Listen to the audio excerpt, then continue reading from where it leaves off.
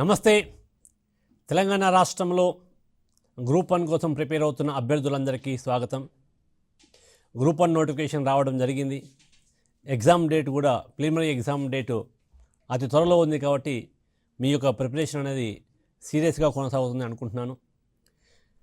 Prelims exam అయిపోయిన తర్వాతనే prelims results వచ్చిన తర్వాతనే మెయిన్స్ ప్రిపేర్ కావాలి అని కొంతమంది విద్యార్థులు ఆలోచనలో ఉన్నారు.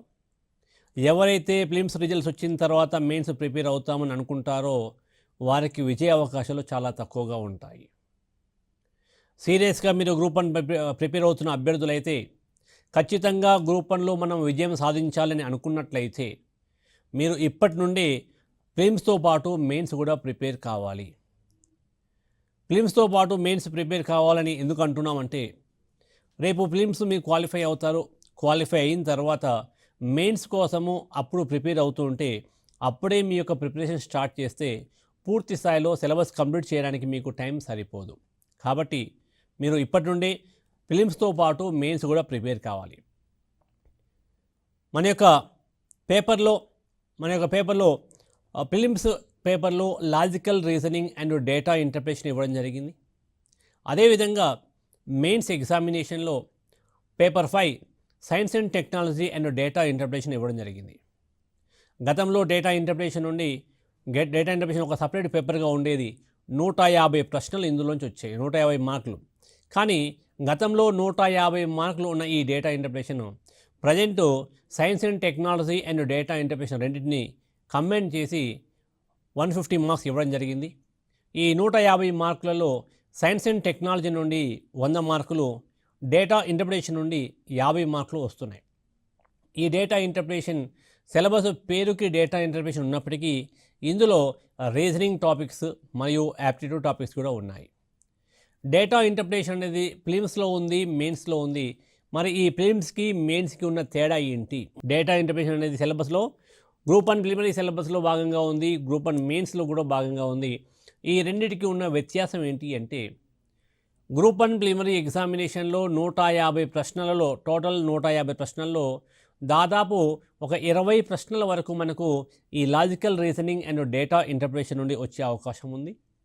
ఈ logical reasoning and data interpretation ఇచ్చారు కాబట్టి ఇందులోని కేవలం డేటా ఇంటర్ప్రిటేషన్ మనం చూస్తే 1 లేదా 2 ప్రశ్నలు రావచ్చు. గ్రూప్ 1 ప్రిలిమినరీ ఎగ్జామినేషన్లో డేటా ఇంటర్ప్రిటేషన్ నుండి 1 లేదా 2 మార్కులు రావచ్చు. ఈ ప్రిలిమ్స్ ఎగ్జామినేషన్లో మీ అందరికీ తెలిసిందే ఒక ప్రశ్నకి 1 మార్కు ఉంటుంది. కానీ మెయిన్స్ ఎగ్జామినేషన్ ఎలా ఉంటుంది? ఒక ప్రశ్నకి 10 మార్కులు, అంటే ఇది డిస్క్రిప్టివ్ టైప్ ఉంటుంది. సో మీ యొక్క ప్రిపరేషన్ విధానంలో కూడా డిఫరెంట్గా ఉండాలి. అఫ్కోర్స్ టాపిక్ ఒకటే, సబ్జెక్ట్ ఒకటే, కానీ చేసే విధానంలో మార్పు అనేది ఉంటుంది. సో గ్రూప్ 1 ప్రిలిమినరీ ఎగ్జామినేషన్లో డేటా ఇంటర్ప్రిటేషన్ ఎలా ఉంటుంది అంటే అసలు డేటా అంటే ఏంటి చెప్పండి? సమాచారం. The information with numbers and figures is known as data. అంటే సమాచారంతో పాటు కొన్ని నెంబర్స్, కొన్ని ఫిగర్స్ ఉన్నట్లయితే దాన్ని మనం డేటా అంటాం. నేను ఇప్పుడు క్లాస్ తీసుకుంటున్నాను, ఇది ఒక సమాచారం మాత్రమే, ఇందులో ఎలాంటి నెంబర్ అనేది లేదు, ఇది డేటా కాదు. కానీ నేను క్లాస్ తీసుకుంటున్నప్పుడు దాదాపు కొంతమంది విద్యార్థులు వింటున్నారు, అంటే కొంతమంది అంటే ఎంతమంది, ఆ నెంబర్ కూడా మనకు లేదు కాబట్టి అది డేటా కాదు. ఏదైనా ఒక సమాచారంతో పాటు నెంబర్ కూడా ఉంటే డేటా అవుతుంది. ఉదాహరణకి ఈరోజు హైదరాబాద్లో టెంపరేచరు 32 డిగ్రీల సెల్సియస్ ఉంది అని అనుకోండి, ఇది సంపూర్ణ డేటా అవుతుంది. ఎందుకు? 32 అనేది ఒక నెంబర్ మాత్రమే, అందులో మనకు ఓన్లీ నెంబర్ చెప్తే దానికి ఎలాంటి అర్థం అనేది ఉండదు. ఒక 32 అని అనుకోండి, మీ క్లాస్లోకి వచ్చేసి ఒక టీచరు 32 అని వెళ్ళిపోయారనుకోండి, అందరికీ పెద్ద క్వశ్చన్ మార్క్, ఏంటి 32 ఒక నెంబర్ చెప్పి వెళ్ళిపోయారు, what is the meaning of 32? మనకు తెలుసు అది ఒక నెంబర్ అని, కానీ ఏంటి ఆ 32 అనేది అర్థం కాదు. సో తర్వాత మరొక వ్యక్తి వచ్చి ఈరోజు హైదరాబాద్లో లేదా ఈరోజు మన యొక్క పట్టణంలో టెంపరేచర్ 32 డిగ్రీ సెల్సియస్ ఉంది అంటే అది పూర్తిగా మనకు అర్థమవుతుంది. అంటే ఒక నెంబర్ అనేది డేటా కాదు, కేవలం సమాచారం అనేది డేటా కాదు, సమాచారంతో పాటు నెంబర్ కూడా ఉంటే డేటా ఉంటుంది. ఇప్పుడు ఈ డేటాని మనం ఏ విధంగా ప్రజెంట్ చేయాలి అనేది మనకి ఇంపార్టెంట్. సో డేటాని మనం 4 డిఫరెంట్ టైప్స్లో ఉంటుంది. ట్యాబులేషన్ అని, ఇందులో డేటా ఇంటర్ప్రిటేషన్లో సమాచారాన్ని ఏ విధంగా ప్రజెంట్ చేయాలి అంటే ట్యాబులేషన్ పట్టికీకరణ అంటాము. పట్టికీకరణ, ట్యాబులేషన్. పట్టికీకరణ అంటే ఏదైనా ఒక ఇన్ఫర్మేషన్ మీరు టేబుల్ ఫామ్లో వేశారు అనుకోండి, ఒక పట్టిక రూపంలో వేస్తే దాన్ని మనము పట్టికీకరణ, ట్యాబులేషన్ అంటాము. అదేవిధంగా ఈ డేటా ఇంటర్ప్రిటేషన్లో మనం ప్రజెంట్ చేసే విధానము సెకండ్ వన్ ఏంటి అంటే బార్ డయాగ్రామ్స్. ఏంటి బార్ డయాగ్రామ్స్ అంటే ఏంటి అంటే ఒక గ్రాఫ్ పేపర్ మీద మీకు తెలుసు ఇది ఎక్స్ యాక్సిస్, ఇది y axis. So x axis and y axis జనరల్గా మన యొక్క గ్రాఫ్ పేపర్ మీద ఎక్స్ యాక్సిస్ మీద మనం టైం తీసుకుంటాము, వై యాక్సిస్ మీద టైం కాకుండా ఇతర విలువలు తీసుకుంటాము. సో వీటిని మనము బార్స్ అంటాము. ఇలా విలువల్ని బార్స్ రూపంలో చూపించినట్లయితే దాన్ని బార్ డయాగ్రామ్ అంటాము. థర్డ్ వన్ ఏంటి XY చార్ట్స్. XY చార్ట్స్ అంటే సేమ్ గ్రాఫ్ పేపర్ మీదనే విలువలని మనము డాట్స్తో కలుపుతూ ఆ డాట్స్ని లైన్స్తో కలిపినట్లయితే XY చార్ట్స్ అని అంటాము. ఇందులో కూడా ఎక్స్ యాక్సిస్లో టైం తీసుకుంటాము, వై యాక్సిస్లో టైం కాకుండా ఇతర విలువలు తీసుకోవడం జరుగుతుంది. చివరగా ఏంటి అంటే పై చార్ట్స్. పై అంటే దాని యొక్క మీనింగ్ ఏంటి అంటే మామూలుగా డిక్షనరీ మీనింగ్ మనం చూసినట్లయితే, ఒక డిక్షనరీలో ఓపెన్ చేసి పై యొక్క మీనింగ్ ఏంటి అని మనం చూసినట్లయితే ఒక sweet bakery item. Pie meaning sweet bakery item. So ఈ చార్ట్స్ కూడా సర్కిల్ షేప్లో ఉంటాయి కాబట్టి వీటిని మనము పై చార్ట్స్ అని అంటూ ఉంటాము. జనరల్గా స్టేట్ బడ్జెట్ కానీ సెంట్రల్ బడ్జెట్ కానీ వచ్చిన నెక్స్ట్ డే మనకు అన్ని దినపత్రికల్లో ఒక 2 పై చార్ట్స్ కనబడుతూ ఉంటాయి. మొదటిది ఏంటిది, మన దేశం యొక్క లేదా రాష్ట్రం యొక్క ఆదాయం. అంటే మనకు ఆదాయం ఏ విధంగా వస్తుంది, దేశానికి లేదా రాష్ట్రానికి ఇన్కమ్ ఏ విధంగా వస్తుంది, డిఫరెంట్ సోర్సెస్లో ఏ సోర్స్ నుండి ఎంత ఇన్కమ్ వస్తుంది అనేది మనకి ఇవ్వడం జరుగుతుంది. ₹1 ఖర్చు పెట్టినట్టయితే ఏ డెవలప్మెంట్ యాక్టివిటీకి ఎంత ఖర్చు పెట్టింది ప్రభుత్వం అనేది ఒక 2 పై చార్ట్స్లో ఇవ్వడం జరుగుతుంది. సో మనకు ఎగ్జామ్లో ఈ 4 ఇంపార్టెంటు. సో ఇది గ్రూప్ 1 ప్రిలిమ్స్లో ఏ విధంగా వస్తుంది, మెయిన్స్లో ఏ విధంగా వస్తుంది. ప్రిలిమ్స్లో ఏ విధంగా వస్తుంది అంటే ఒక టేబుల్ ఇవ్వచ్చు మీకు, ఒక టేబుల్ ఇచ్చేసి దాని మీద క్వశ్చన్ అడిగే అవకాశం ఉంటుంది. లేదా ఒక బార్ డయాగ్రామ్ కానీ, ఒక XY చార్ట్ కానీ, ఒక పై చార్ట్ కానీ, ఈ 4 ఏదన్నా ఒకటి ఇచ్చి దాని మీద 1 లేదా 2 ప్రశ్నలు అడిగే అవకాశం ఉంటుంది. బట్ మెయిన్స్ ఎగ్జామినేషన్లో ఇది డిస్క్రిప్టివ్ టైపు 10 క్వశ్చన్లు, అంటే మనకు ప్రతి ప్రశ్నకి 10 మార్కులు ఉంటాయి. మరి మెయిన్స్లో ఏ విధంగా ఇస్తారు, ప్రిలిమ్స్లో ఏ విధంగా ఇస్తారు అంటే ముందుగా డేటా ఇంటర్ప్రిటేషన్ మీద అవగాహన ఉండాలి. దాని గురించి చూద్దాం. సో ఈ ప్రిలిమ్స్లో ఎగ్జామ్లో క్వశ్చన్లు అడిగినప్పుడు ఒక టేబుల్ ఇచ్చి, టేబుల్లో ఒక డేటా ఇచ్చి అందులో కొన్ని విలువల యొక్క సరాసరి ఎంత అని అడగవచ్చు, లేదా ఎంత శాతం పెరిగింది లేదా ఎంత శాతం తగ్గింది అని అడగవచ్చు, లేదా ఏవైనా 2 పరిమాణాలు ఇచ్చి వాటి యొక్క నిష్పత్తి ఎంత అని అడగవచ్చు. సో ప్రిలిమినరీ ఎగ్జామినేషన్లో కేవలం మీకు క్వశ్చన్స్ ఈ 3 రకాల మీద ఆధారపడి ఉంటుంది. ఒకటి సరాసరి, సెకండ్ నిష్పత్తి మీద, 3 శాతాల మీద ఆధారపడి ఉంటుంది. మరి మెయిన్స్లో ఎలా వస్తుంది, మెయిన్స్లో ఏ విధంగా ఉంటుంది అంటే ఇది మెయిన్స్ పేపర్ 5లో సెక్షన్ 1, సెక్షన్ 2. సెక్షన్ 1లో క్వశ్చన్ 1 నుండి 5 వరకు ఉంటాయి. సెక్షన్ 2లో క్వశ్చన్ 6 నుండి 10 వరకు ఉంటాయి. సెక్షన్ 1 అండ్ సెక్షన్ 2 పూర్తిగా సైన్స్ అండ్ టెక్నాలజీ ఉంటుంది. పేపర్ 1 సెక్షన్ 1 అండ్ సెక్షన్ 2 పూర్తిగా సైన్స్ అండ్ టెక్నాలజీ ఉంటుంది. దాని గురించి మీకు సైన్స్ అండ్ టెక్నాలజీ ఎక్స్పర్ట్ మీకు పూర్తిగా వివరణ ఇస్తారు. సెక్షన్ 3లో క్వశ్చన్స్ మనకు 11 నుండి 15 వరకు ఉంటాయి. సెక్షన్ 3లో క్వశ్చన్స్ మనకు 11వ ప్రశ్న, 12వ ప్రశ్న, 13, 14, 15 ఇలా 5 ప్రశ్నలు మనకు ఉన్నాయి. అయితే సిలబస్ మనం చూసినట్లయితే అసలు గ్రూప్ 1 పేపర్ 5లో సిలబస్ ఏ విధంగా ఉంది, ఇందులో మనకు లాజికల్ రీజనింగ్ గురించి ఇవ్వడం జరిగింది. లాజికల్ రీజనింగ్ అంటే మీ అందరికీ తెలిసింది, రీజనింగ్ పార్ట్ ఇచ్చారు. Series, analogy, classification, coding and decoding, directions, blood relations, రక్త సంబంధాలు, సిట్టింగ్ అరేంజ్మెంట్స్, ఇవన్నీ కూడా మనకు వస్తాయి. సేమ్ ఈ టాపిక్స్ అన్నీ కూడా మనకు గ్రూప్ 1 ప్రిలిమినరీ ఎగ్జామ్లో కవర్ అవుతుంది. గ్రూప్ 1 ప్రిలిమ్స్లో కవర్ అయిన ప్రతి టాపిక్ కూడా మనకు మెయిన్స్లో ఇవ్వడం జరుగుతుంది. అదే రీజనింగ్లో భాగంగా ఉంది. అదేవిధంగా కొన్ని యాప్టిట్యూడ్ టాపిక్స్ ఉన్నాయి. ఏంటివి? టైమ్ అండ్ డిస్టెన్స్ ఇచ్చారు, time and work, averages, ratio and proportion, percentages, profit and loss, simple interest. సిలబస్లో ఓన్లీ సింపుల్ ఇంట్రెస్ట్ అని ఇచ్చారు, కాంపౌండ్ ఇంట్రెస్ట్ ఇవ్వలేదు. అయినా కూడా ప్రశ్న అడిగినా కూడా ఆశ్చర్యపోవాల్సిన అవసరం లేదు. కాబట్టి సింపుల్ ఇంట్రెస్ట్, కాంపౌండ్ ఇంట్రెస్ట్ ఇవన్నీ మనం చూడాలి. దీనితో పాటు డేటా ఇంటర్ప్రిటేషన్. సో మనకున్న సిలబస్ని గ్రూప్ 1 మెయిన్స్లో పేపర్ 5లో సెక్షన్ 3లో ఉన్న సిలబస్ని 3 టాపిక్స్గా డివైడ్ చేసుకున్నట్లయితే first part, second part, third part, ఈ 3 పార్ట్స్గా డివైడ్ చేసుకున్నట్లయితే ఫస్ట్ పార్ట్ పూర్తిగా రీజనింగ్ ఉంటుంది. ఫస్ట్ పార్ట్ పూర్తిగా రీజనింగ్ ఇవ్వడం జరుగుతుంది. సెకండ్ పార్ట్ మనకు యాప్టిట్యూడ్ క్వశ్చన్స్ ఉన్నాయి, aptitude questions. Third part data interpretation. Syllabus మనకు పూర్తిగా డేటా ఇంటర్ప్రిటేషన్ ఇచ్చినప్పటికీ కూడా క్వశ్చన్ మనకు ఇలా 3 రకాలుగా వర్గీకరించుకోవచ్చు. ఈ 3 రకాలుగా ఉన్న క్వశ్చన్లో 11th క్వశ్చన్ ఖచ్చితంగా డిస్క్రిప్టివ్ ఉంటుంది, 12th క్వశ్చన్ ఖచ్చితంగా డిస్క్రిప్టివ్ ఉంటుంది. 13th, 14th and 15th questions ఎలా ఉంటాయి?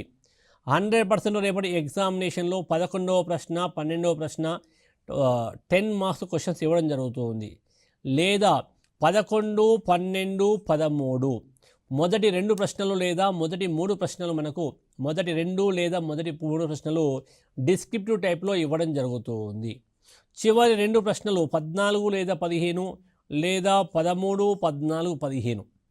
సో ఇవి మనకు షార్ట్ ఆన్సర్స్లో ఇవ్వడం జరుగుతుంది. షార్ట్ ఆన్సర్స్ అంటే ఎలా ఉంటుంది? 11th క్వశ్చన్, 12th క్వశ్చన్ 100% మనకు డిస్క్రిప్టివ్ టైప్లో ఉంటుంది. 11th, 12th, 13th ఉంటే ఎస్ఏ టైప్లో ఇవ్వవచ్చు, లేదా మనకు షార్ట్ ఆన్సర్ టైప్లో ఇవ్వవచ్చు. సో ఇప్పుడు మనం వీటిని ఏ విధంగా చేయాలి? 14th క్వశ్చన్లో మనకు మళ్ళీ ABCDE ఇలా 5 క్వశ్చన్లు ఉండవచ్చు.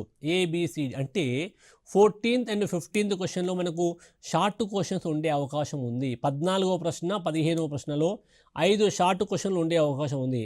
5 లేదా 4 ఇవ్వవచ్చు. ఒకవేళ 5 ప్రశ్నలు ఉన్నట్లయితే సో మనకు సెక్షన్ 1లో మీరు చేయాల్సిన ప్రశ్నలు 5, సెక్షన్ 2లో చేయాల్సిన ప్రశ్నలు 5, సెక్షన్ 3లో చేయాల్సిన ప్రశ్నలు 5. ప్రతి ప్రశ్నకు 10 మార్కుల చొప్పున 5 × 10 50 మార్కులు ఉంటుంది.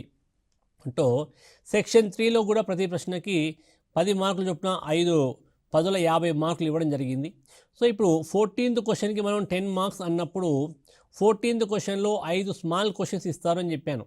5 స్మాల్ క్వశ్చన్స్ అన్నప్పుడు ప్రతి క్వశ్చన్కి 2 మార్కులు అనుకుంటే 5 × 2 10 మార్కులు. కొన్ని సందర్భాల్లో 4 ప్రశ్నలు ఇచ్చే అవకాశం ఉంది. 4 ప్రశ్నలు ఇచ్చినట్లయితే ప్రతి ప్రశ్నకి 2.5 మార్క్స్ చొప్పున 10 మార్క్స్ ఉంటుంది. సో ఉదాహరణకి రీజనింగ్ మనం తీసుకున్నట్లయితే రీజనింగ్లో క్వశ్చన్ మనకు నెంబర్ సిరీస్ అనే ఒక క్వశ్చన్ ఉంది అనుకోండి. నెంబర్ సిరీస్ అనే క్వశ్చన్ ఇచ్చినప్పుడు దానికి ప్రిలిమ్స్లో ఆన్సర్ ఏ విధంగా చేయాలి, మెయిన్స్లో ఆన్సర్ ఏ విధంగా చేయాలో చూద్దాం. ప్రిలిమ్స్లో ఆన్సర్ ఏ విధంగా చేయాలి?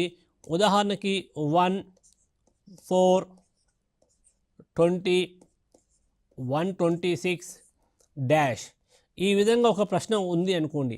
సేమ్ ఇదే ప్రశ్న మనకు ప్రిలిమినరీ ఎగ్జామినేషన్ వచ్చినప్పుడు వాళ్ళు ఖచ్చితంగా కింద 4 ఆప్షన్లు ఇవ్వడం జరుగుతుంది. ఇచ్చిన 4 ఆప్షన్లలో ఏది సరైన సమాధానమో మీరు గుర్తించాలి. సో మీరు ఏ విధంగా చేశారు? రఫ్ వర్క్ చేశారా లేదా, క్యాలిక్యులేషన్ చేశారా లేదా, కష్టపడి ఆన్సర్ ఫైండ్ అవుట్ చేశారా లేదా, ఇది ఏమీ చూడదు. ప్రిలిమినరీ ఎగ్జామినేషన్ మీ యొక్క ఆన్సర్స్ ఒక OMR షీట్ మీద మీరు చేయాల్సి ఉంటుంది. ఆన్సర్ వాల్యుయేషన్ అనేది ఒక వ్యక్తి చేసేది కాదు. Group 1 preliminary examination paper valuation ఎవరు చేస్తారు? వ్యక్తులు ఎవరు చేయరు, అది ఒక మిషన్ వాల్యుయేషన్ చేస్తుంది. OMR స్కానర్ అనేది ఉంటుంది. ఆ స్కానర్ మీద మీ యొక్క OMR షీట్ పెట్టగానే ఇమీడియట్గా కొన్ని సెకండ్లలో మార్క్స్ ఎంతో తెలుస్తుంది. అంతేగాని ఏ విధంగా చేశారు, ఎలా చేశారు అని అది చూడదు. ఉదాహరణకి ఒక క్వశ్చన్కి నాకు ఆన్సర్ తెలియదు, క్వశ్చన్ ఇందులో నెగిటివ్ మార్క్ అనేది లేదు కాబట్టి ఊరికే వదిలేయడం ఎందుకు అనే ఉద్దేశంతో B అని పెట్టాను అనుకోండి. ఒకవేళ అది కరెక్ట్ మార్క్ అయితే 1 మార్క్ వస్తుంది, రాంగ్ మార్క్ అయితే నో మార్క్స్, అలాంటి మార్క్స్ వచ్చే అవకాశం లేదు. సో ఇక్కడ ఇచ్చిన ఆప్షన్లలో మీరు ఏ విధంగా చేశారని ఇంపార్టెంట్ కాదు, ఆన్సర్ కరెక్ట్ ఆన్సర్ పెట్టారా లేదా అనేది important. So then mains examination ఎలా ఉంటుంది? మెయిన్స్ ఎగ్జామినేషన్లో మీకు ఆప్షన్స్ అనేది ఇవ్వరు.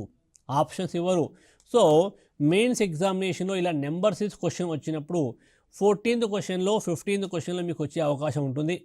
14th క్వశ్చన్ 15th క్వశ్చన్లో వచ్చే అవకాశం ఉంది. అలాంటి సందర్భంలో షార్ట్ క్వశ్చన్స్ ఇస్తారు, ప్రతి క్వశ్చన్కి 2 మార్కులు ఉండే అవకాశం ఉంది.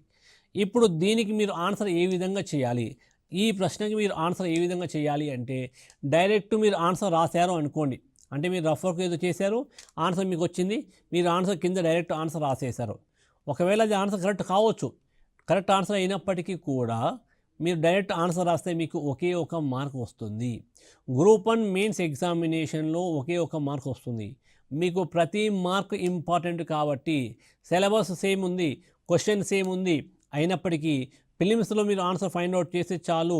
బట్ మెయిన్స్ ఎగ్జామినేషన్లో చేసేటప్పుడు డైరెక్ట్ ఆన్సర్ రాయకండి, ఎలా వచ్చింది అనేది ఎక్స్ప్లెనేషన్ ఉండాలి. ఎందుకు అంటే దీనికి 2 మార్కులు ఉన్నాయి కాబట్టి ఎక్స్ప్లెనేషన్ ఎలా ఉండాలి. మరి ఎక్స్ప్లెనేషన్ అన్నాం కదా అని ఎక్స్ప్లెనేషన్ కోసం మీరు ఒక 2 పేజీలు 3 పేజీలు రాసే అవకాశం లేదు. జస్ట్ ఇచ్చిన సంఖ్యల మధ్యలో ఉన్న రిలేషన్ ఏంటి, మీరు రాయడానికి కూడా వెళ్ళి పెద్ద ఇన్ఫర్మేషన్ ఏమీ ఉండదు.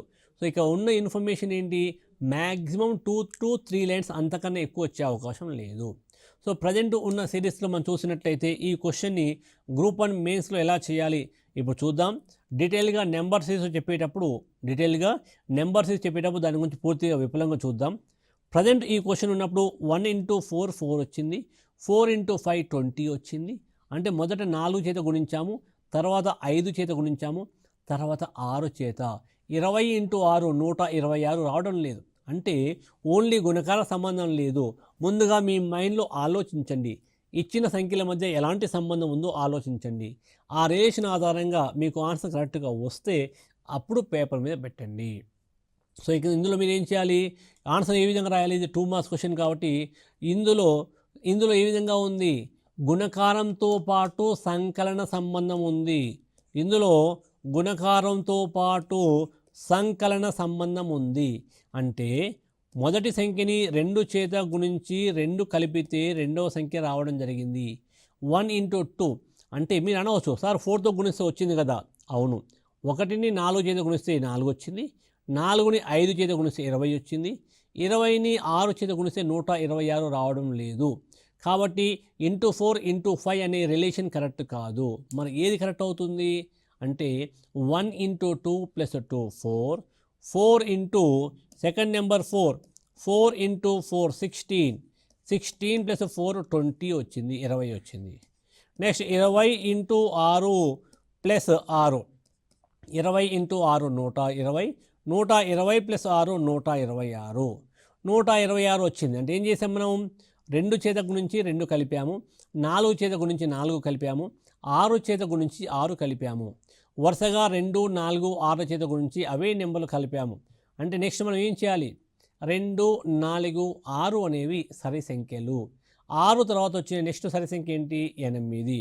సో అదే విధంగా అంటే ఇప్పటివరకు ఈ 3 స్టెప్స్ ఏ విధంగా చేసామో సేమ్ అదే విధంగా ఈ 126 into 8 plus 8 ఎంత రాయాలి. ఈ 126 into 8 ఎలా వచ్చిందో మీరు పక్కన రఫ్ వర్క్లో 126 into 8 ఇలా చేయాల్సిన అవసరం లేదు. దీనికోసం మీరు టైం వేస్ట్ చేయాల్సిన అవసరం మనకు లేదు. అంటే ప్రతి స్టెప్ రాయాలన్నా ఎగ్జామ్లో అంటే ఈ 126 into 8 ఎలా వచ్చింది, 8 into 6 48 అని మీరు అలా రాయాల్సిన అవసరం లేదు.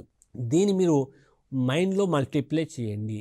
టైం అనేది చాలా ఇంపార్టెంట్ కాబట్టి వీటిని మీరు మైండ్లో మల్టిప్లై చేయండి. మైండ్లో మల్టిప్లై చేయాలి అంటే ఎలా, మీ మనసులో ఎలా మల్టిప్లై చేయాలి అంటే ఒకే ఒక మార్గం ఉంది. సింపుల్ టెక్నిక్స్, కొన్ని వేద గణిత చిట్కాలు ఉన్నాయి, వాటిని మీరు ఫాలో కావాలి. సో వాటిని ఫాలో కావాలి అంటే ఈ 126 into 8ని ఓన్గా మైండ్లో ఎలా మల్టిప్లై చేస్తాము, 126ని 2 భాగాలుగా డివైడ్ చేయండి. 120 plus 6, 120 plus 6, దీన్ని 2 పార్ట్స్గా స్ప్లిట్ చేశాను. ఇప్పుడు 120 చేత 8 గుణించండి, తర్వాత 6 చేత 8 గుణించండి, వచ్చిన 2 లబ్ధాలని కలపండి, సరిపోతుంది. సో ముందుగా మనం ఓరల్గా చేద్దాం, మీకు అర్థమైతే సంతోషం, కాకుంటే ఇప్పుడు రాసి కూడా మీకు చూపిస్తాను. 126 into 8 మీరు ఓరల్గా ఎలా చేయాలి. 120 into 8 ఎంత, 12 96 మీకు తెలుసు. అంటే కనీసం మీకు 20 ఎక్కాలు వచ్చి ఉండాలి. 20 ఎకరాలు వచ్చి ఉండాలంటే ఎలా చేయాలి, ఏ విధంగా చేయాలి అంటే వేదగంతి చిట్కాలు మీకు వచ్చి ఉంటే ఇది ఈజీగా చేయగలుగుతారు. సో 126 ఇంటూ 8 మనం ఎలా చేయాలి, 12 ఎంబుల 96 అంటే 120 ఇంటూ 8 ఎంత, 960. 960. ఈ 960కి 6 చేత 8 గుణించండి, 6 ఎంబులు ఎంత, 48. సో 960 ప్లస్ 48 ఎంత అవుతుంది, 1008. 1008 ప్లస్ ఈ 8 ఎంత, 1016. ఇలా మీరు ఓవరాల్గా చేయండి.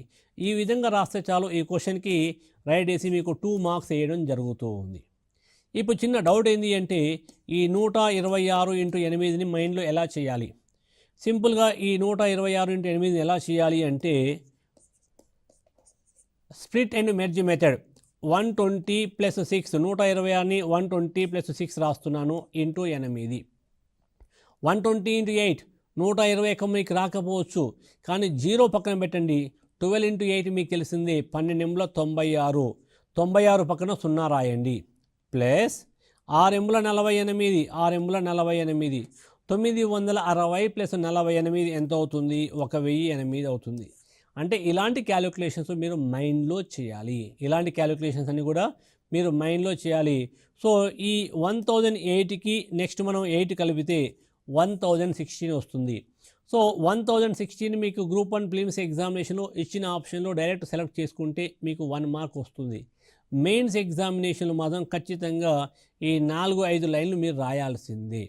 అలా రాయకుండా మీరు ఓన్లీ 1016 రాస్తే వారు హాఫ్ మార్క్ వేయవచ్చు లేదా 1 మార్క్ వేయవచ్చు. ఇలా పూర్తిగా రాస్తే 2 మార్క్స్ ఖచ్చితంగా వస్తుంది.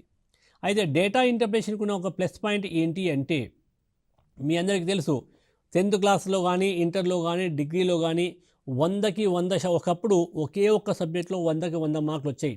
ఒక 8-9 సంవత్సరాల క్రితము 10 సంవత్సరాల క్రితము ఒకే ఒక సబ్జెక్టు మ్యాథమెటిక్స్లో మాత్రమే చాలామంది అభ్యర్థులకి 100కి 100 వచ్చాయి. కోర్స్ ఈరోజు చాలా సబ్జెక్టులో 100కి 100 వస్తున్నాయి. అయినప్పటికీ కూడా ఎక్కువ శాతం విద్యార్థులకి ఏ ఎగ్జామ్లో 100కి 100 వస్తున్నాయంటే మ్యాథ్స్. ఎందుకు అంటే మీ ఆన్సర్ పర్ఫెక్ట్గా ఉంటే ఇక్కడ కరెక్ట్ చేయడం అందులో మార్క్స్ తగ్గించడానికి అవకాశం లేదు. లాంగ్వేజ్ పేపర్స్లో మీరు ఆన్సర్ కరెక్ట్ ఉన్నా కూడా కొన్ని మిస్టేక్స్ ఉంటే, స్పెల్లింగ్ మిస్టేక్స్ ఉంటే మార్క్స్ కట్ చేయవచ్చు. అదర్ సబ్జెక్ట్స్ మీ ఇతర సబ్జెక్టులో కూడా కొన్ని పాయింట్స్ మిస్ అవుతే కొంత మార్క్స్ పోయే అవకాశం ఉంటుంది. కానీ ఇందులో ఈ డేటా ఇంటర్ప్రిటేషన్లో మీ అందరికీ కూడా 50కి 50 మార్కులు సంపాదించే స్కోప్ ఉంది. కాబట్టి ఏ ఒక్క మార్కు మిస్ అయ్యే ప్రయత్నం చేయకండి. ప్రతి మార్కు మీకు విలువైంది కాబట్టి ఈ స్టెప్స్ రాసే ప్రయత్నం చేయండి. ఈ స్టెప్స్ ఏ విధంగా రాయాలి, ఎలా చేయాలి అనే వాటన్నిటిని కూడా మనము మున్ముందు క్లాసుల్లో అంటే ప్రతి క్లాసులో కూడా మన యొక్క టీశాట్ టీవీ ఛానల్లో రెగ్యులర్గా పేపర్ 5 సంబంధించి పూర్తి సమాచారం మీకు అందిస్తాము. కాబట్టి మీరు తీసుకొని వీటిని ప్రాక్టీస్ చేయాలి. వీటిని క్లాసెస్ విన్న తర్వాత వీటిని ప్రాక్టీస్ చేయాలి. అంతేకాదు ఎవరైతే సీరియస్గా గ్రూప్ 1 ప్రిపేర్ అవుతున్నారో వారికి ఖచ్చితంగా ప్రీవియస్ క్వశ్చన్ పేపర్స్ అందుబాటులో ఉండాలి. ప్రీవియస్ క్వశ్చన్స్ ఖచ్చితంగా ప్రాక్టీస్ చేయాలి. ఎందుకు అంటే ఎప్పుడైతే ఎవరైతే ప్రీవియస్ క్వశ్చన్ పేపర్ ప్రాక్టీస్ చేస్తారో అప్పుడు మీకు తెలుస్తుంది మీ యొక్క స్కిల్స్ ఏ విధంగా ఉన్నాయి, ఎన్ని క్వశ్చన్లు చేయగలుగుతున్నారు. ఒకవేళ మీరు ప్రీవియస్ క్వశ్చన్స్ అన్నీ పర్ఫెక్ట్గా చేయగలిగితే నో డౌట్ రేపటి ఎగ్జామ్లో కూడా మీరు బాగా చేయగలుగుతారు. ఈరోజు చేయలేకపోయారనుకోండి, ఒకవేళ మీకు ఈ ప్రీవియస్ క్వశ్చన్ పేపర్ చేస్తున్నప్పుడు 50 మార్కులకి 50 కాకుండా 20 మార్కులు 30 మార్కులు వచ్చాయనుకోండి, నష్టం ఉందా? నష్టం ఉందా? ఎలాంటి నష్టం లేదు. అయినప్పటికీ ఒక బెనిఫిట్ అనేది ఉంటుంది. ఒక 50 ప్రశ్నలకు మీరు ఎగ్జామ్ రాసినప్పుడు 50లో ఒక 20 వచ్చాయి, 30 రాలేదు అంటే అప్పుడు మీకు తెలుస్తుంది ఆ 30 మార్క్స్ ఎక్కడ పోతున్నాయి మీకు తెలుస్తుంది. టైం ఉంది కాబట్టి మీకు స్కిల్స్ పెంచుకోవడానికి అవకాశం ఉంది. సో మీరు 50కి 50 మార్కులు వస్తే నాకు డైరెక్ట్ మీకు ఎవరు జాబ్ ఇవ్వరు. 50కి 10-20 వస్తే నేను మిమ్మల్ని ఎవరు రిజెక్ట్ చేయరు. బట్ ఎవరైతే ప్రీవియస్ క్వశ్చన్ పేపర్స్ ప్రాక్టీస్ చేస్తూ ఉంటారో వారికి తెలుస్తుంది తమ యొక్క స్కిల్స్ ఏ విధంగా ఉన్నాయి, ప్రిపరేషన్ ఏ స్థాయిలో ఉందో మీకు తెలుస్తుంది. కాబట్టి మీరు చేయాల్సింది ఎప్పుడైతే మార్క్స్ తక్కువ వస్తున్నాయో ఏ టాపిక్లో తక్కువ వస్తున్నాయో దాని మీద బాగా ఫోకస్ చేయవచ్చు. సో కాబట్టి ఇమీడియట్గా వాటిని గ్యాదర్ చేయండి. మరి ఎక్కడ దొరుకుతాయి అంటే మార్కెట్లో ప్రీవియస్ క్వశ్చన్ పేపర్స్ అందుబాటులో ఉన్నాయి, వాటిని ప్రయత్నించండి. ఒకవేళ అవి కూడా మీకు ఎక్కడ దొరకనట్లయితే సిగ్మా ఐఏఎస్ అనే ఒక యాప్ ఉంది. వారు ప్రీవియస్ క్వశ్చన్ పేపర్స్ అన్నీ కూడా అందులో అప్లోడ్ చేయడం జరిగింది. సిగ్మా ఐఏఎస్ అనే యాప్లో ప్రీవియస్ క్వశ్చన్ పేపర్స్ అప్లోడ్ చేశారు కాబట్టి వాటిని మీరు ఆ యాప్ని డౌన్లోడ్ చేసుకున్నా కూడా ఆల్ ప్రీవియస్ క్వశ్చన్ పేపర్స్ మీకు అందులో అందుబాటులో ఉంటాయి. సో మనం ఇప్పుడు చేయాల్సింది మెయిన్స్ ఎగ్జామినేషన్లో మనం ఉన్న సెలవు క్వశ్చన్స్ ఏంటి అంటే రీజనింగ్లో ఉన్న ప్రశ్నలు ఒక 5 ప్రశ్నలు ఉంటే 5కి 5 2 10 మార్కులు ఇచ్చే అవకాశం ఉంది. లేదా 4 ప్రశ్నలు ఇచ్చినట్లయితే 4 ఇంటూ 2.5 10 మార్క్స్ ఇచ్చే అవకాశం ఉంది. 4 ఇంటూ 2.5 10 మార్క్స్ ఇచ్చే అవకాశం ఉంటుంది. సో ఇప్పటి వరకు ప్రశ్నలు ఏ విధంగా వస్తున్నాయి, వాటిని ఏ విధంగా ప్రిపేర్ చేయాలో మనం తెలుసుకుందాం. సో ఇప్పుడు ఈ డేటా ఇంటర్ప్రిటేషన్లో మీరు పూర్తి స్థాయి మార్కులు సంపాదించాలంటే ఎలా, 50 మార్కులు ఉంటాయి, 50కి 50 మార్కులు సంపాదించాలంటే ఎలా? సో మొదటి 2 ప్రశ్నల్లో మనకు డేటా ఇంటర్ప్రిటేషన్ ప్రశ్నలు వస్తాయి. డేటా ఇంటర్ప్రిటేషన్ ప్రశ్నలు ఏ విధంగా రావచ్చు అంటే డేటా ఇంటర్ప్రిటేషన్లు మీకు ఆల్రెడీ చెప్పాను. టాపిక్స్ ఏముంటాయి? ట్యాబులేషన్ పట్టికీకరణ, బార్ డయాగ్రామ్స్ బార్ చిత్రాలు, XY డయాగ్రామ్స్ XY చిత్రాలు, పై డయాగ్రామ్స్ పై చిత్రాలు, ఇలా మనకు 4 రకాలుగా ఉంటాయని మీకు చెప్పాను. సో మొదటి విభాగం ఏంటి అంటే ట్యాబులేషన్ అన్నప్పుడు గ్రూప్ 1 ప్రిలిమినరీ ఎగ్జామినేషన్లో మీకు ఒక టేబుల్ ఇస్తారు. టేబుల్లో కొన్ని విలువలు ఇవ్వడం జరుగుతుంది. ఆ విలువల మీద సరాసరి గురించి కానీ, నిష్పత్తి మీద కానీ, శాతాల మీద కానీ ప్రశ్నలు అడిగే అవకాశం ఉంది. బట్ మెయిన్స్ ఎగ్జామినేషన్లో ప్రశ్న ఏ విధంగా ఉండవచ్చు అంటే రివర్స్ ఆర్డర్ అంటే ఏంటి? కొంత సమాచారం మీకు ఇస్తారు. సమాచారం ఏ విధంగా ఉంటుంది? ఒక వ్యాస రూపంలో ఒక పారాగ్రాఫ్ కానీ, ఒక 2 పారాగ్రాఫ్స్ కానీ ఇవ్వడం జరుగుతుంది. 1 లేదా 2 పారాగ్రాఫ్ ఇన్ఫర్మేషన్ ఇచ్చిన తర్వాత అందులో కొన్ని వాల్యూస్ ఇస్తారు. కొన్ని వాల్యూస్ని వాళ్ళు మినహాయించి ఇవ్వడం జరుగుతుంది. అప్పుడు ఆ సమాచారాన్ని పూర్తిగా చదివి ఒక పట్టిక తయారు చేయాలి. పట్టిక ఎలా తయారు చేయాలి అంటే ఏముందని ఒక టేబుల్ వేయాలంటే రోస్ అండ్ కాలమ్స్ ఉంటాయి కదా, అది వేస్తే సరిపోతుంది కదా అనుకుంటారు. కేవలం రోస్ అండ్ కాలమ్స్ మాత్రమే కాదు, అందులో ఎన్నో విభాగాలు ఉన్నాయి. ఆ విభాగాలన్నింటినీ మీరు టచ్ చేస్తూ ఆ టేబుల్ ఫిలప్ చేయాలి. టేబుల్ ఫిలప్ చేసేటప్పుడు క్వశ్చన్లో మనం చదివితే కొంత డేటా కొన్ని విలువలు వస్తాయి కానీ మరికొన్ని విలువలు ఉండవు. మరి ఏం చేయాలి? అన్ని టేబుల్స్ మనం ఫిలప్ చేయలేకపోతాం. టేబుల్లో ఇచ్చిన కేవలం నెంబర్స్ ఆధారంగా అన్ని బాక్సెస్ ఫిలప్ చేయలేకపోతాం. అప్పుడు ఏం చేయాలి? కొన్ని బాక్సెస్ ఎంటీగా ఉంటాయి. ఖాళీగా ఉన్న ఆ బాక్సెస్ని ఎలా ఫిలప్ చేయాలి అంటే అది ఫిలప్ చేయడానికి క్వశ్చన్లోనే ఎక్కడో ఏదో ఒక చిన్న హింట్ ఇవ్వడం జరుగుతుంది. ఆ హింట్ ఆధారంగా మనం ఆన్సర్లో ఫైండ్ అవుట్ చేయాలి. ఉదాహరణకు చూద్దాం. ఒక 2020లో ఒక కాలేజీలో విద్యార్థుల సంఖ్య 1200 ఇచ్చారనుకోండి. ఉదాహరణకి 2020లో ఒక కాలేజీలో నెంబర్ ఆఫ్ స్టూడెంట్స్ విద్యార్థుల సంఖ్య 1200 అని ఇచ్చారు. 2020 నుండి 2021 వరకు విద్యార్థుల సంఖ్య 15% పెరిగింది అని ఇచ్చారనుకోండి.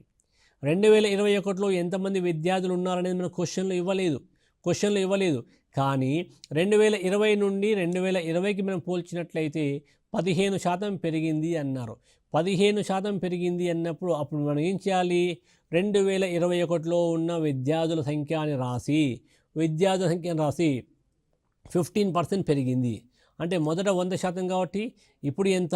115%. సో 115% ఆఫ్ 1200 ఇచ్చారు కాబట్టి ఆ 1200 రాయాలి. అలా క్యాలిక్యులేషన్ చేసి విలువ ఎంత వస్తుందో తెలుసుకొని టేబుల్లో ఫిలప్ చేయాలి.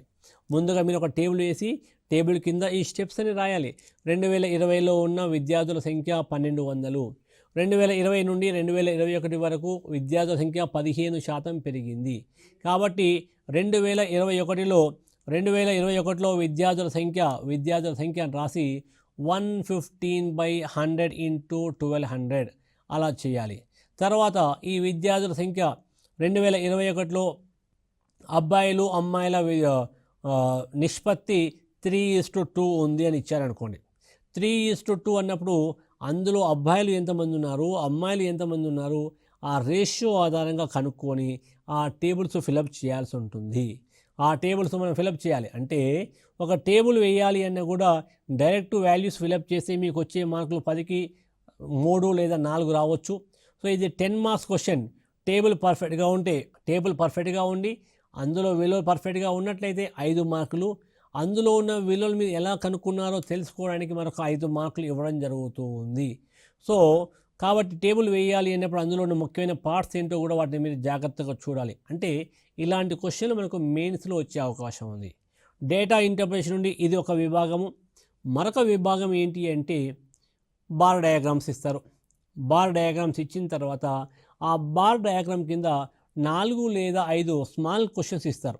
4 లేదా 5 స్మాల్ క్వశ్చన్స్ ఇచ్చి టేబుల్ పైన ఇచ్చిన బార్ డయాగ్రామ్ ఆధారంగా, లేదా పైన ఇచ్చిన XY చార్ట్ ఆధారంగా, లేదా పైన ఇచ్చిన పై చార్ట్ ఆధారంగా, వాటి ఆధారంగా మనం ఆన్సర్ ఫైండ్ అవుట్ చేయాలి. కింద 4 లేదా 5 షార్ట్ క్వశ్చన్స్ ఇస్తారు. 4 లేదా 5 షార్ట్ క్వశ్చన్స్ ఇచ్చినప్పుడు వాటికి ఆన్సరు పైన ఇచ్చిన టేబుల్ ఆధారంగానే కనుక్కోవాలి. అయితే కొంతమంది మిత్రులు ఏం చేస్తుంటారు, ఫస్ట్ క్వశ్చన్కి వాల్యూ కనుక్కుంటారు, ఆన్సర్ వస్తుంది. ఫస్ట్ క్వశ్చన్లో ఏ వాల్యూస్ వచ్చాయో వాటిని తీసుకొని సెకండ్ క్వశ్చన్లో కనుక్కునే ప్రయత్నం చేస్తూ ఉంటారు. డేటా ఇంటర్ప్రిటేషన్లో అది ట్యాబులేషన్ అయినా, బార్ డయాగ్రామ్ అయినా, XY చార్ట్ అయినా, పై చార్ట్ అయినా, ఎప్పుడైనా ఏదైనా కూడా ఒక ఆన్సర్ కనుక్కోవాలి అంటే ప్రతిసారి మీకు సోర్స్ ఏంటి, క్వశ్చన్లో ఏదైతే డైరెక్షన్ ఇచ్చారో దాని ఆధారంగా మాత్రమే చేయాలి. ఫస్ట్ క్వశ్చన్లో వచ్చిన వాల్యూస్ని సెకండ్ క్వశ్చన్ కోసం ఎట్టి పరిస్థితిలో ఉపయోగించుకోకూడదు. ఫస్ట్ సెకండ్ క్వశ్చన్లో వచ్చిన వాల్యూస్ని నెక్స్ట్ క్వశ్చన్ కోసం అలా వాడుకోకూడదు. అది ఏ క్వశ్చన్ అయినా కూడా ప్రతిసారి మీ యొక్క సోర్స్ ఏంటి, మీ ఆన్సర్ కనుక్కోవాలి అంటే దేన్ని బేస్ చేసుకోవాలి అంటే ఎగ్జామ్లో క్వశ్చన్ పేపర్లో డైరెక్షన్లో ఏవైతే ఇచ్చారో వాటిని బేస్ చేసుకొని వెళ్ళాల్సిందే. సో ఇందులో మీకు పూర్తి స్థాయి మార్కులు రావాలి అంటే క్వశ్చన్లు జాగ్రత్తగా చదవండి, తర్వాత ఆన్సర్లు స్టెప్ బై స్టెప్ రాయండి, కొట్టువేతలు లేకుండా రాయాలి.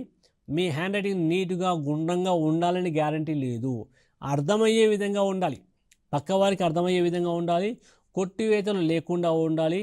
ప్రతి స్టెప్ రాస్తూ మీరు ఆన్సర్ చేసినట్లయితే మీకు పూర్తి స్థాయిలో మార్కులు వస్తాయి. అయితే కొంతమంది మ్యాథ్స్లో మంచి ప్రాక్టీస్, మంచి పట్టు ఉన్న విద్యార్థులు ఏం చేస్తుంటారు అంటే మధ్యలో కొన్ని స్టెప్స్ ఎగరవేసే అవకాశం ఉంటుంది. అఫ్కోర్స్ వాళ్ళకి తెలుసు, వాళ్ళు డైరెక్ట్ చేయగలుగుతారు. కానీ ఇది మెయిన్స్ ఎగ్జామినేషన్లో డిస్క్రిప్టివ్ పేపర్లో ప్రతి స్టెప్ని కూడా మీరు రాస్తూ ఆన్సర్ రాయాల్సింది. కొన్ని స్టెప్స్ ఎగరవేసినట్లయితే 1-2 మార్కులు అదేవిధంగా ఎగిరిపోయే అవకాశం ఉంటుంది. కాబట్టి మీరు ఆ విధంగా చేయకూడదు. సో చివరగా ఇందులో విజయం సాధించాలి అంటే, గ్రూప్ 1 మెయిన్స్లో విజయం సాధించాలంటే ఇప్పుడు నేను చెప్పిన కొన్ని పాయింట్స్ మీరు ఫాలో కండి. ఫస్ట్ పాయింట్ ఏంటి అంటే వేదిక్ మ్యాథ్స్ మీద మీకు అవగాహన ఉండాలి. దీనివల్ల మీ యొక్క క్యాలిక్యులేషన్ స్పీడ్ ఎన్నో రెట్లు పెరుగుతూ ఉంది. ఫస్ట్ పాయింట్ వేదిక్ మ్యాథ్స్ మీద మీకు అవగాహన ఉండాలి. ఇందులో సెకండ్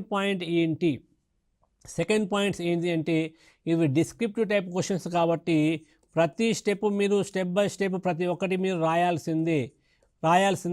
స్టెప్స్ ఎగరగొడుతూ వాటిని మినహాయిస్తూ చేయకండి. థర్డ్ పాయింట్ ఏంటి, ఇందులో మీకు పూర్తి స్థాయిలో మార్కులు రావాలి అంటే మీకు థర్డ్ పాయింట్ ఏంటి అంటే ప్రీవియస్ క్వశ్చన్ పేపర్స్ గ్యాదర్ చేసి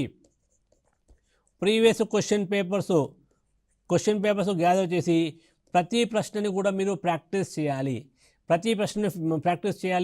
వాటన్నింటికి మీకు ఆన్సర్ వస్తే సంతోషము.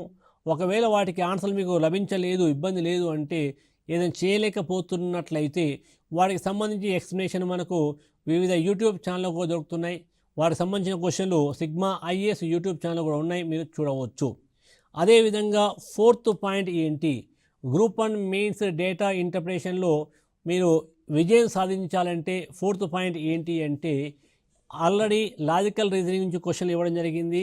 Average ratio and proportion and percentages ఇచ్చారు కాబట్టి వాటికి సంబంధించిన బేసిక్స్ మీద అవగాహన ఉండాలి. ఈ బేసిక్స్ మీద మీకు అవగాహన ఉంటే ఖచ్చితంగా మీరు విజయపదన సాధించవచ్చు. ఈ వీడియోలో కేవలం అసలు ఇంట్రడక్షన్ పేపర్ 5లో డేటా ఇంటర్ప్రిటేషన్ ఎలా ఉంటుందో తెలుసుకుందాం. ఇక మున్ముందు వీడియోలో పూర్తి స్థాయిలో మీకు సిలబస్ అందించే ప్రయత్నం చేస్తాము. Thank you.